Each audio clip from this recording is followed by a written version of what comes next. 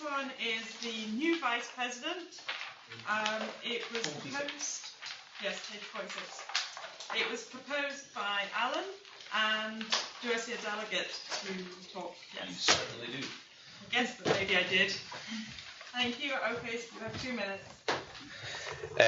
Currently, the UHISA principal office bearers and the executive are massively overworked, and due to them having to fulfil administration tasks and organisational tasks, we don't actually have any time to run any kind of campaigns and events like a normal students' association would do. So this is mandating the creation of another vice president, who would be known as Vice President Campaigns and Events, to help lead campaigns and to organise events like Student Council, so that Dane isn't staying up to 1 o'clock in the morning doing it, and I'm not spending my Friday off when I should be lying in my pants in the living room organising things. Even though I still laid in my pants and organised it. Anyway. As long as it's not about the pants. No. I have one about the pants. Sorry, I was jumping the gun. Yeah, no. Okay. Sorry, so can I just double check that you're saying to have a UHISA Vice President and have a UHISA Vice President campaigns and events? That is how it will be until a further motion appears, hopefully. That would mandate the changing of the other Vice President to just a different title. Motion in this. There's another motion in here that I kind of hope would come first that would change the other title for the Vice President to Vice President Clubs and Society, so that you know there's two different ones and the areas that they work in. Right. Yeah, so we can, I mean, to be fair, we can look at, if this one passes, it's perhaps a little mini one we could do afterwards and look at that. So it's actually... But yes, so currently, without that other motion, this would legislate to have a Vice President Campaigns and Events, an additional Vice President. Okay, any other points of clarification for Alan?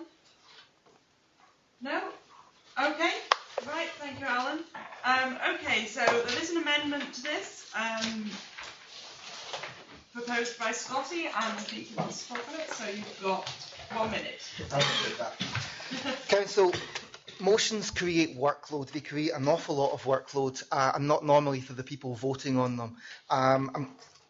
Obviously, I'll not speak about the previous one, but that's created work for an awful lot of work for certain people that was unnecessary. This motion is slightly different. It should actually create someone who will be able to share some of the burden when we're already going under as it is. So I think that it's a good idea. But I think we need, first of all, we're not court, and I don't think we maybe shouldn't be discussing this kind of matter when we're not court. And secondly, I think we do need to acknowledge that the change is coming, and that quite possibly there should maybe be a full-time post in the future. But again, this is just to acknowledge the coming changes. Thank you, Scotty. Okay, so thank you, Alan. I should probably have asked, are you asking a point of clarification? No. Okay, are there any points of clarification from anyone? Yes. Okay, Heidi? Do I need to come up there? Or would this be an elected? No, just ask. This is on the amendment. On your amendment? No. No. Okay, so Alan, I think you want to speak against the amendment, so...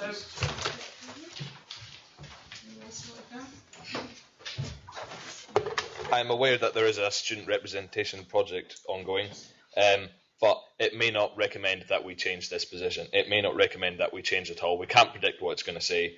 And it might predict that the whole UHISA gets scrapped and we change everything. But that's not a reason not to do anything. Okay? So I would like to go against this amendment because it basically mandates that you only have this new vice president for 1 year. You know, what's the point in that? You have it until there's an end point. Yeah. Thank you. And also, I have a point of clarification actually on the original thing, but it bears relevance to this. Sorry, so you were proposing for this to take effect this coming year, or As soon as possible.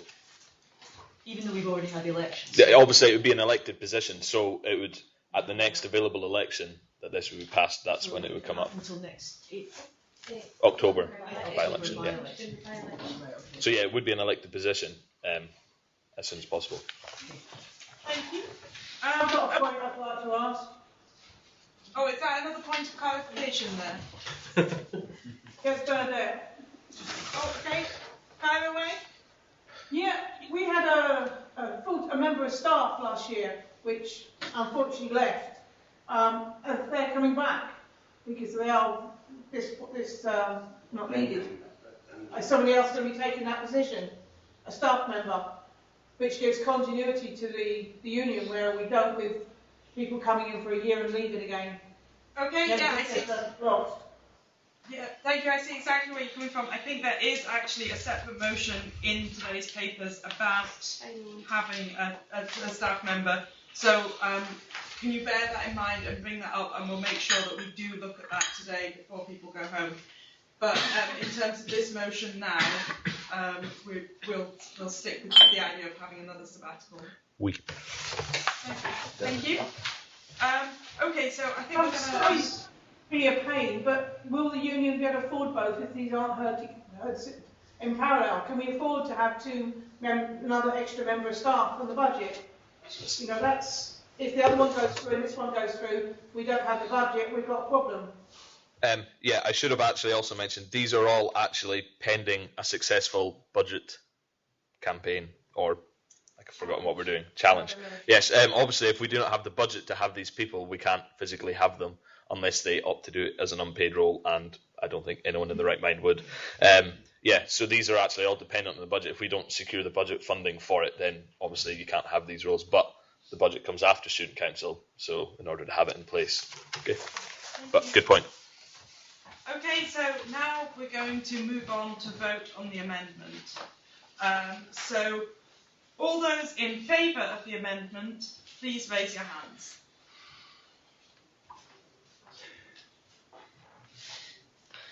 Two, I think. Yeah. Thank you. All those against the amendment, please raise your hands. Yeah, me too. Whoever said they were hungry, me too. Is that amazing? And abstaining?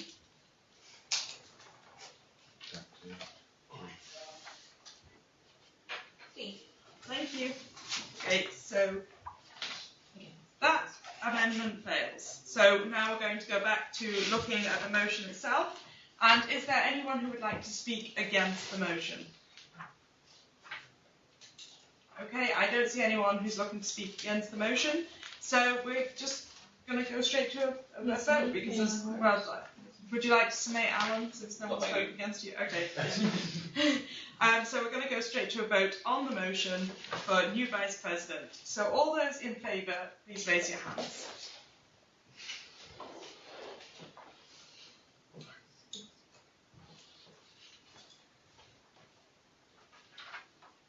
$15. Thank you. All those against? 1, 2, 3. No. Yeah, sorry, 3. Just wave and lose. Sorry, 3. And abstaining? 1. Thank you. Okay, so that motion passes.